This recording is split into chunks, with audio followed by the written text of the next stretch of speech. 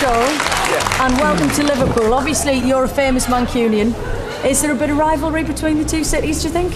Not at all, no. No, you love Liverpool. Yeah.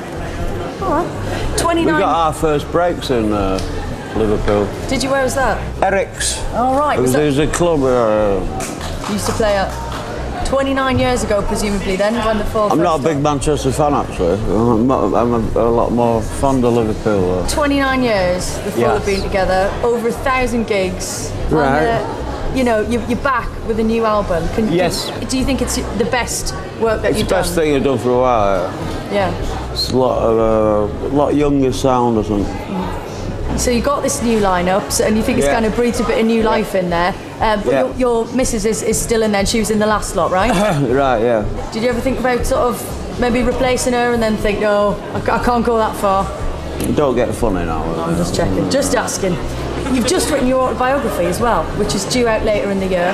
Yeah. With all of the kind of lineups that the Fall have been through and all the past members, you know, could you remember it all yourself, or did you have to kind of get in touch with people? Ghostwriter, Did you? Like Jordan?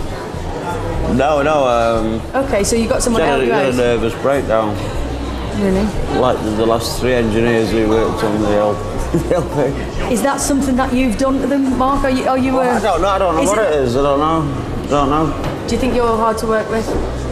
People seem to go a bit crackers when they're around me. Because I'm a nice fellow, as you can see.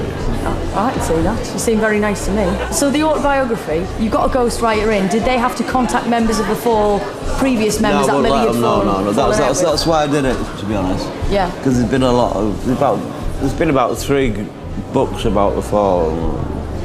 They're all rubbish. What was your favourite kind of memory that you got to relive? Meeting you at the NME Awards. Right, okay.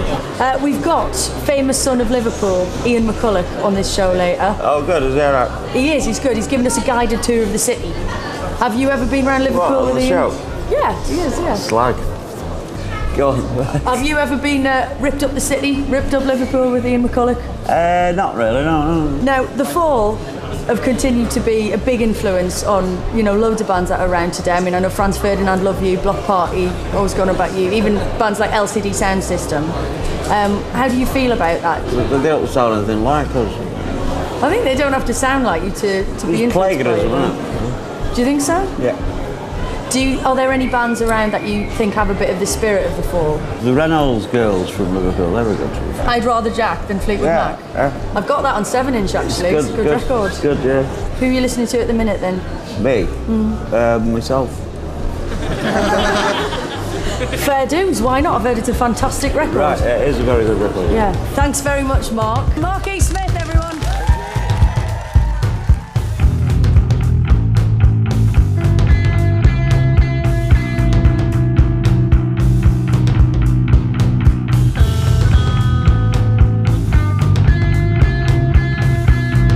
Yeah, we are the Fall and we are the best.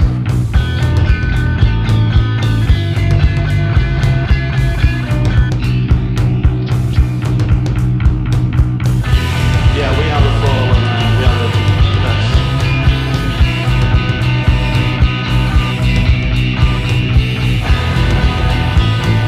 Yeah, we are the Fall and we are the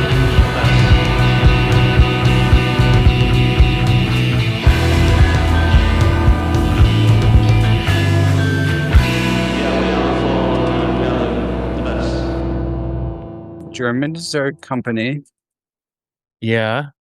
and Mark loved their dessert, so he went out and said, "I'd love to do some commercials for you."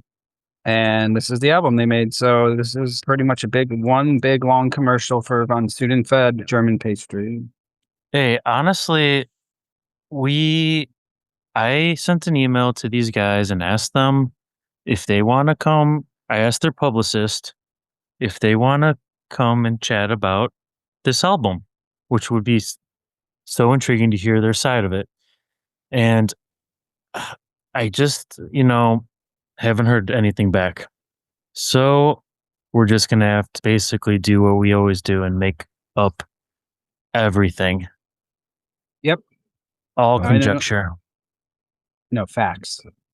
Pretty sure they're facts. Well, in today's era, they're all brand new facts. AI verified, second source Wikipedia, two very highly reliable sources, credible facts. I basically just look up everything on Truth Social and make sure that at least one person has said that sounds right. Then it's good to go. Mate. Okay, so actually, let's try the volume out here real quick. Test 1 2 2 1 2. Hey. You're gonna have to turn it up when I say for my jams. So make sure you do that.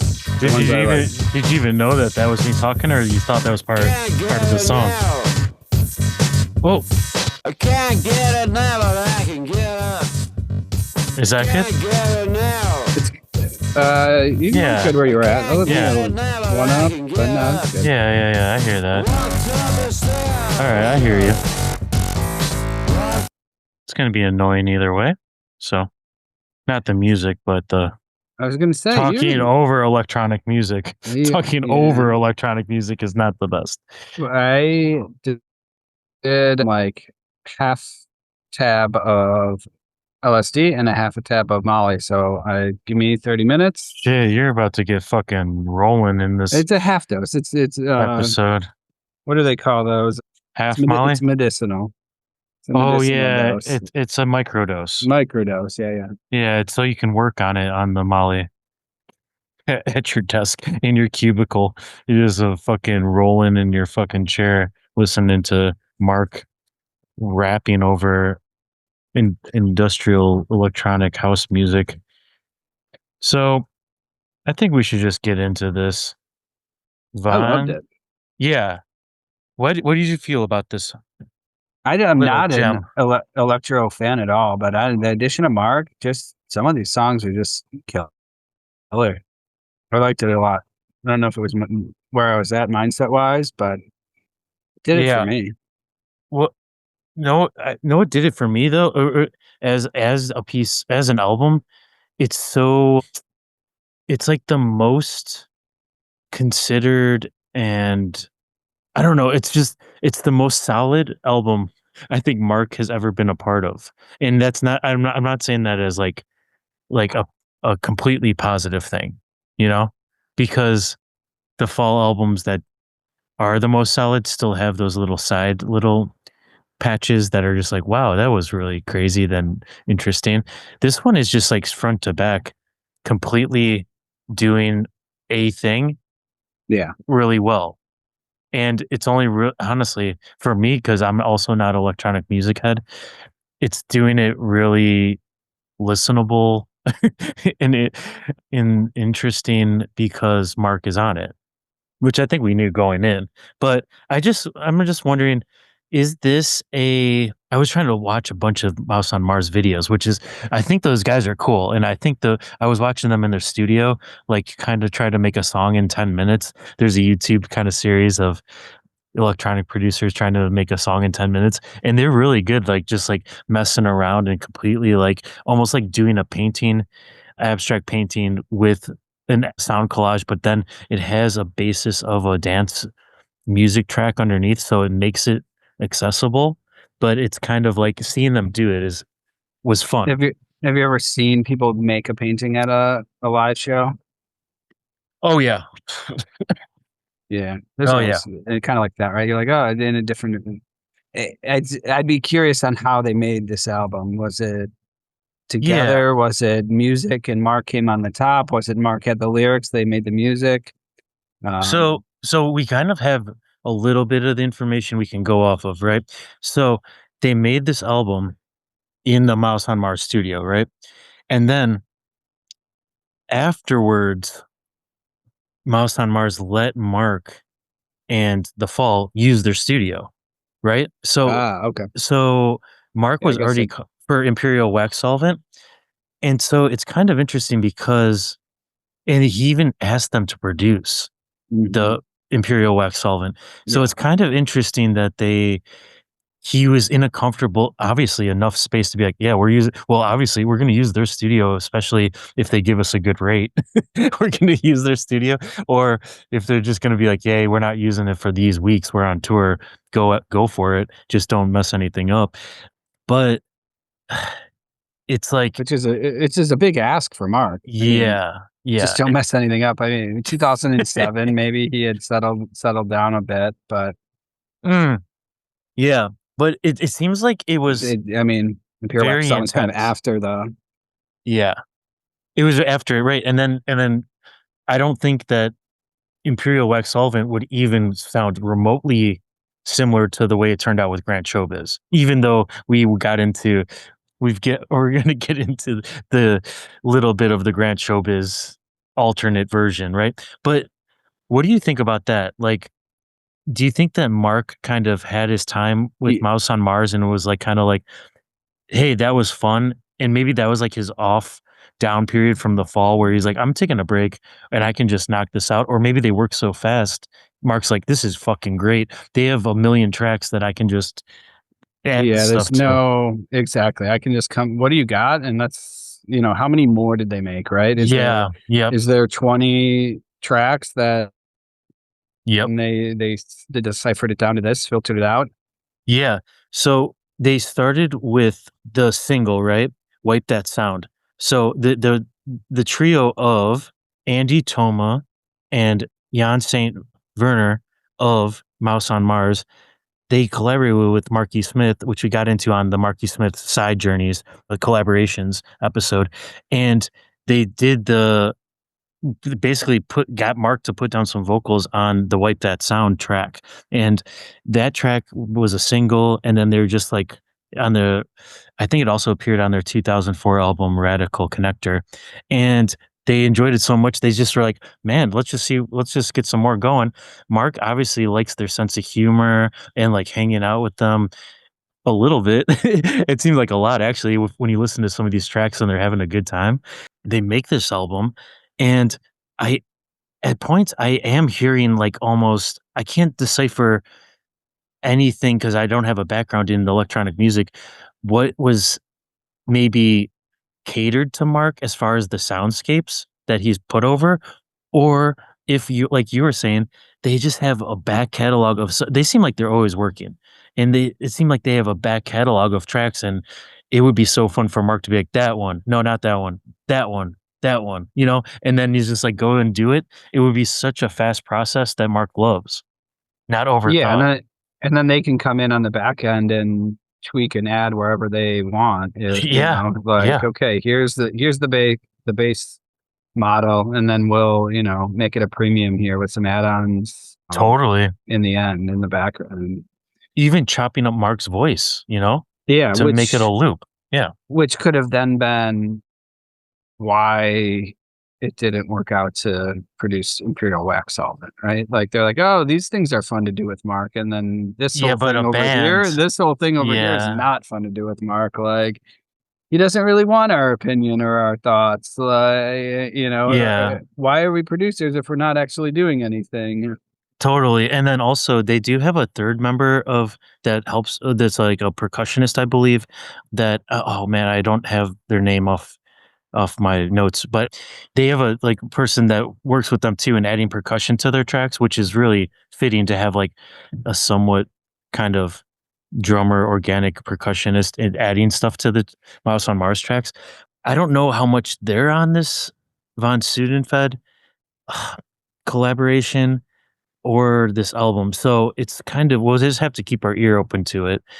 We're going to do a listen along, and because we're doing a listen along, and I don't think we're allowed to play these tracks in full, this will be on Patreon for those that are interested, and it is totally, like we're saying, worthwhile to get into, and I have a bunch of questions that we're going to get into, but I just want to leave off with this one. Steve, is this a super group? Oh, the market? I don't. Mouse on Mars is kind of like, like a very well regarded in what I've read and what I can decipher, because like we're saying, we're not in that domain, you and I as heads, but they're well regarded, and then having a Marky Smith, like this is kind of a collaboration where it's like But this you're is pretty. expecting It's pretty something. Oh no, it's not early. And yeah, no, it's pretty late for Mouse on Mars. Yeah, they've been rolling. That's why it's kind Yeah. of like a fun side journey for them. Yeah, I mean, I guess so. I would. I'll call it. Yeah. Supergroup. This is your first supergroup, fellas. I hope you like it. Well, what was it? What do you think was intriguing to Mark, like first and foremost about working with Mouse on Mars? What do you think actually got him engaged? Because he already had the experience with like Dave Bush and like even Julia bringing in the electronic sampler and the synths and the I, programming. I think he Wha- likes this music. I think this is kind of one of his go-to Yeah. things. Like, so maybe he was a Mouse on Mars fan, and he's kind of always willing to work in that vein of things. He likes going to Germany. So maybe, and then probably, yeah, like it's going to Germany. I mean, I think the first songs they did, maybe they had fun and he liked it. Maybe they made him money right away, and he liked that. Oh, yeah. It's a different audience. That's like expanding his audience to a different domain, Like I always wonder that too, if there was some sort of like carryover into the electronic music when the fall started getting into that in the 90s, if there was a little bit of a kind of bleed over into the electronic music scene, and then the fall got a little bit of a wider fan base because of that. That's something that our fall heads that listen can tell us if they got into it or if they got into the fall, vice versa. Like if they were already into the dance music scene. Yeah, I mean, I feel like it would be a subsect of most fall fans where they weren't happy about the addition of it. I thought it changed the band, but then I bet there Yeah. is that subgroup of people who came from the other direction Yeah, and didn't really like the earlier stuff nearly as much as they do the later stuff once they really started using the synth in an electronic way, versus just standard kind of noises and piano. right. The thing for me is like, if there was any chance that the fall was ending and Mark was going into this realm, then I would immediately be off, like put by the direction that Mark is choosing to go away from a band dynamic and like bass and guitar, drums, and going and synth and going into this domain. But I don't think there was any sort of second guessing that the fall was still existing and going forward. So it's kind of just like a Yeah. beautiful thing that it's a fun thing that exists as a full album too. It wouldn't have been a bad retirement plan for him either, right? Like, go to the studio and just have people present music to you, and you just come over the top of it with whatever you want. Like, whether it's these guys or, if he was truly like, okay, I could be, a DJ of sorts, electronic music, like even going on stage and all I got to do is walk around a little bit. I can do it Yeah. live if I want, or you can just have the electronic file. I mean, he even had his lyrics printed out, written out for his Imperial Carpets collaboration. So it's like he could have had his bag full of lyrics and gone on stage with these guys and like had a good time, right? And even like swapping some lyrics around, making up some new words as the tour progressed. It would have been fun to see a live version of this just on stage. Mark just in his element with like two guys just back there behind some electronic gear, that would have been really Yeah, weird. especially if it was just, I mean, if they were just, even if they just did like a small live one-off shows, right? Okay, we Yeah. got the basis of 10 things, but pretty much we're going to just create everything right now in front of you. Yes, exactly. Well, let's get into the first track, Fledermaus Can't Get It. And let's just have a good time listening to this and chatting over it, and let's see what can be appreciated.